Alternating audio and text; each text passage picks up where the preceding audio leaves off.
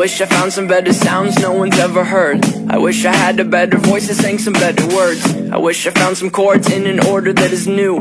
I wish I didn't have to rhyme every time I sang.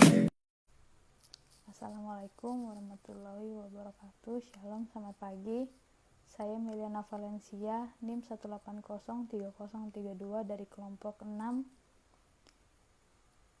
kelas TPMA 2018. Di sini saya akan menjelaskan tentang apa itu bahan bakar, apa itu pembakaran, serta jenis-jenis bahan bakar. Yang pertama-tama saya akan menjelaskan apa itu bahan bakar. Bahan bakar itu sendiri merupakan suatu materi apapun yang bisa diubah menjadi energi. Yang biasanya bahan bakar mengandung energi panas yang dapat dilepas dan dimanipulasi. Kebanyakan bahan bakar digunakan manusia melalui proses pembakaran atau reaksi redoks, di mana bahan bakar tersebut akan melepaskan panas setelah direaksikan dengan oksigen di udara. Dan saya akan melanjutkan apa itu pembakaran. Pembakaran itu sendiri adalah suatu runutan reaksi kimia atau suatu bahan bakar dan suatu oksidan disertai dengan produksi panas yang kadang disertai dengan cahaya dalam bentuk pedar atau api. Berikut saya akan menjelaskan jenis-jenis bahan bakar. Yang pertama ada densitas. Densitas sendiri didefinisikan sebagai perbandingan massa bahan bakar terhadap volume bahan bakar pada suhu acuan 15 derajat Celcius. Yang kedua ada spesifik gravity, yang dimana didefinisikan sebagai perbandingan berat dari sejumlah volume minyak bakar terhadap bahan bakar air untuk volume yang sama pada suhu tertentu. Yang ketiga ada viskositas.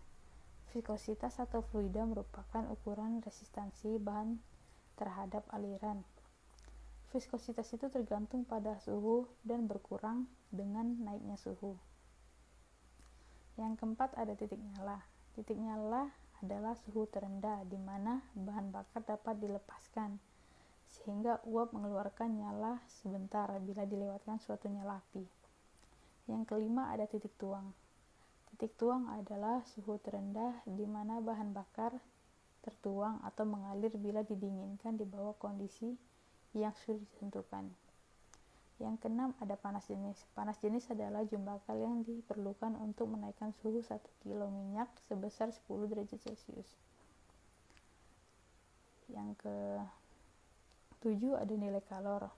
Nilai kalor merupakan ukuran panas atau energi yang dihasilkan dan diukur dengan nilai kalor kotor atau nilai kalor neto. Yang ke-8 ada jumlah sulfur. Dalam bahan bakar minyak sangat tergantung pada sumber minyak mentah dan pada proses penyulingannya. Yang ke-9 ada kadar abu. Kadar abu itu sendiri erat kaitannya dengan bahan bakar inorganik atau garam dalam bahan bakar minyak. Kadar abu pada distilat bahan bakar diabaikan. Yang ke-10 ada residu karbon, yaitu residu karbon memberikan kecenderungan pengendapan residu padat karbon pada permukaan panas seperti burner atau injeksi nozzle. Bila kandungan yang mudah menguapnya menguap. Yang ke-11 ada kadar air, yaitu kadar air minyak tungku pada saat pemasokan umumnya sangat rendah sebab produksi disuling dengan kondisi panas. Yang ke-12 ada penyimpanan bahan bakar minyak, yaitu akan sangat berbahaya bila menyimpan bahan bakar dalam tong.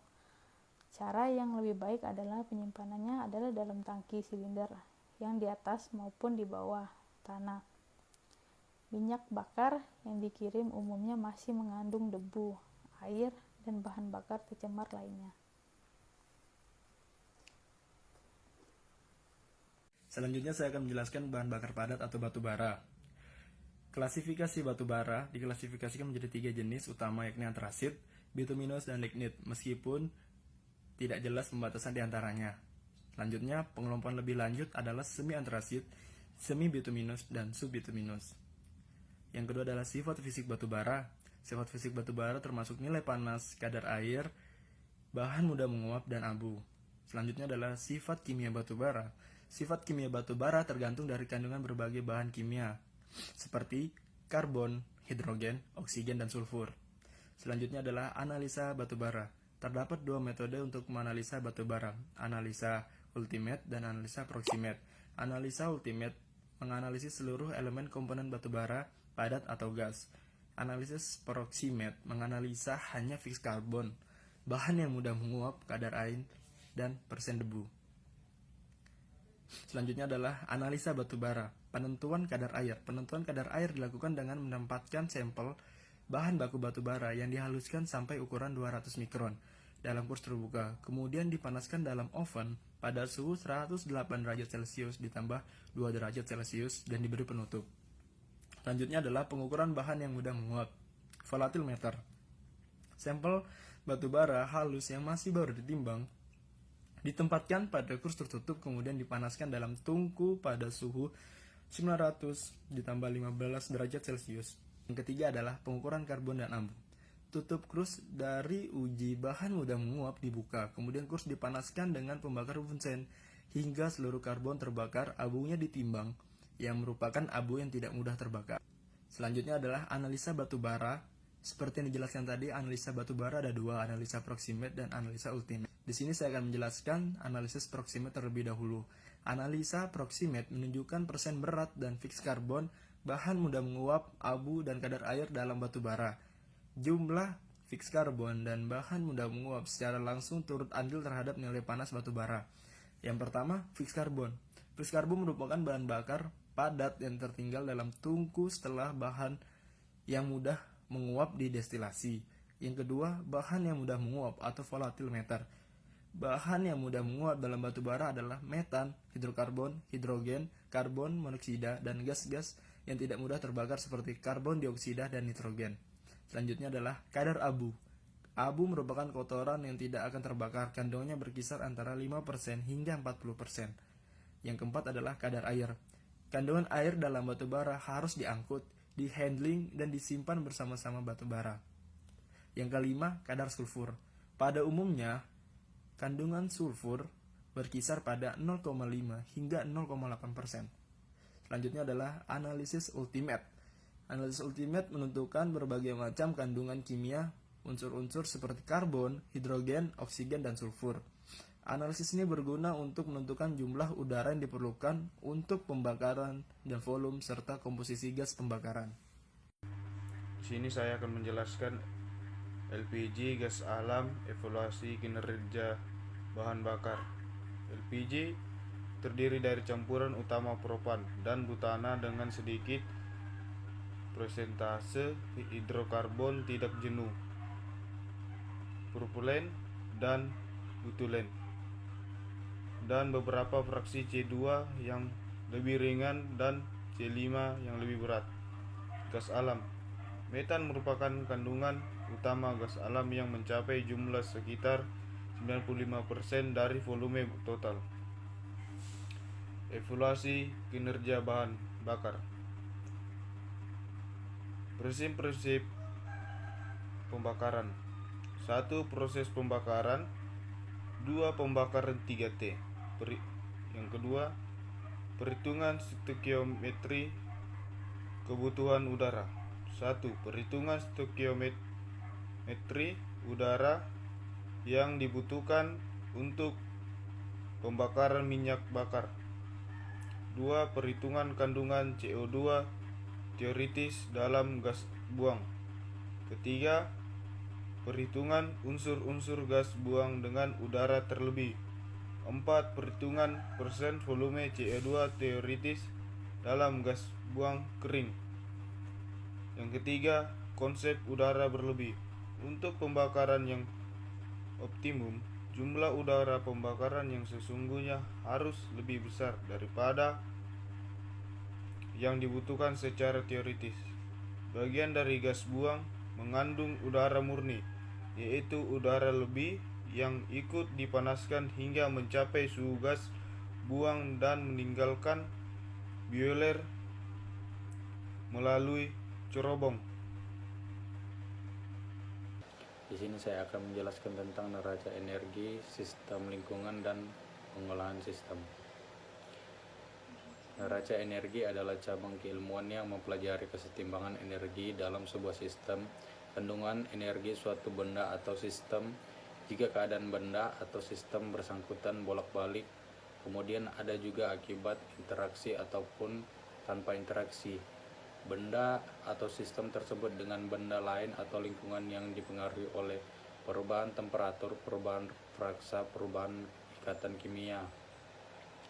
Sistem yaitu bagian dari semesta yang tercangkup dalam batasan lingkungan analisis atau sejumlah zat atau campuran zat yang sifat-sifatnya dipelajari.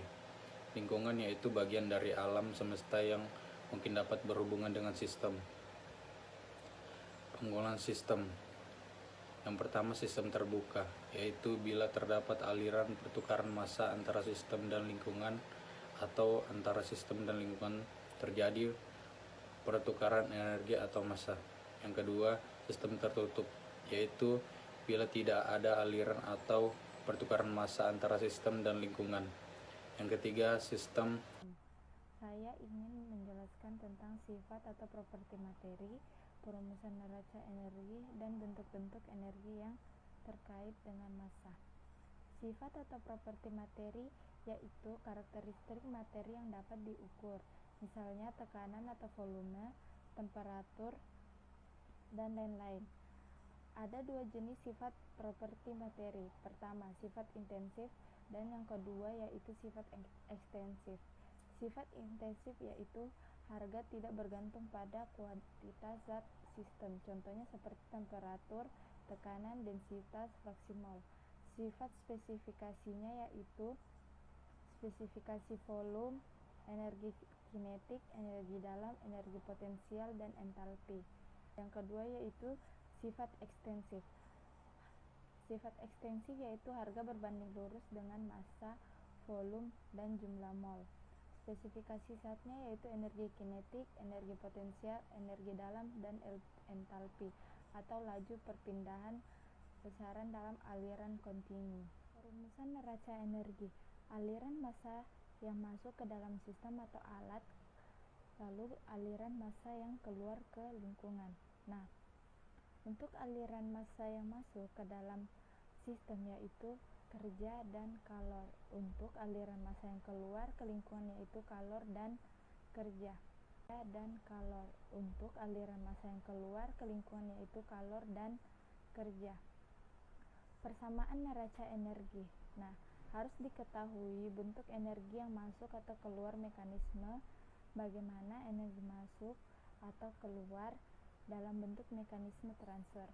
Hasil dari energi yang masuk ini atau yang keluar harus diketahui bentuk energi yang terdapat dalam sistem dan bagaimana suatu energi berubah bentuk ke bentuk lainnya atau energi transisi. Nah, selanjutnya bentuk-bentuk energi yang terkait dengan massa. Nah, ada 3 bentuk energi yang terkait dengan massa, yaitu energi kinetik, energi potensial, dan energi dalam. Energi kinetik adalah energi yang dimiliki suatu sistem karena kecepatan relatif terhadap bidang referensi. Nah, kalau energi potensial adalah energi yang memiliki suatu sistem berkaitan dengan kedudukan sistem bermassa relatif terhadap bidang referensi bila suatu sistem tersebut berada dalam medan gravitasi yang uniform. Nah, dan yang terakhir adalah energi dalam. Energi dalam adalah energi yang terkandung dalam bentuk atau sistem bermassa yang terkait dengan energi kinetika atom atau molekul yang menyusun benda atau sistem tersebut.